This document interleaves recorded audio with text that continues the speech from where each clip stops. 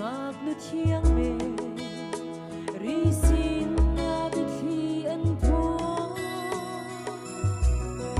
nào na bôi lại i manu e amin na zi su na sắc lai an ki mo be che hen khodo san na ya mi kham tu nào de a chuak chang vlei chung mi vial ten Giêsu chu lung long na hin Amah Cu Bia Usih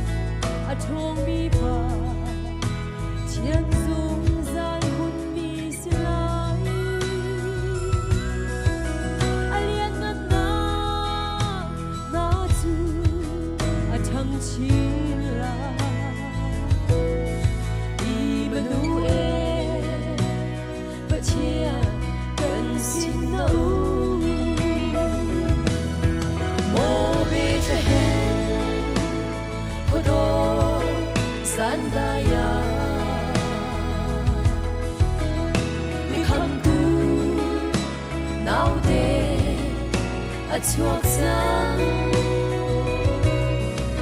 vlei chung mi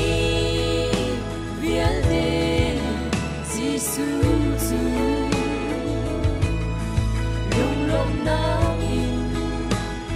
Amah Cu Bia Usih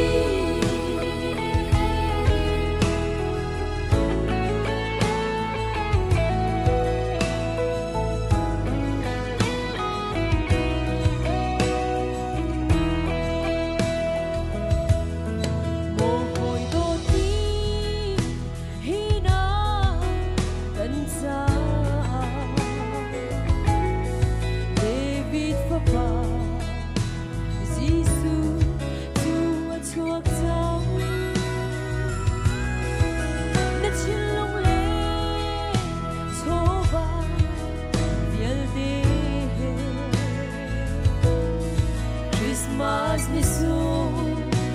loya lom jiao usih mo be che hen khodo san da ya mi kham tu nào de a chuak chang vlei chung mi vial ten Giêsu chu lung long na in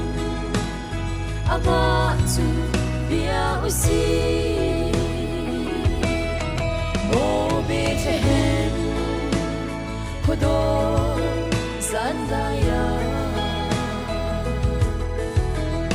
mi kham tu nào de a chuak chang vlei chung mi vial ten Giêsu chu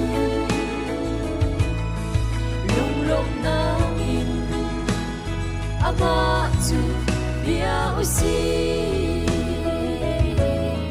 lung long na in Amah Cu Bia Usih boi pan ni thlachhian na kam pek pek au se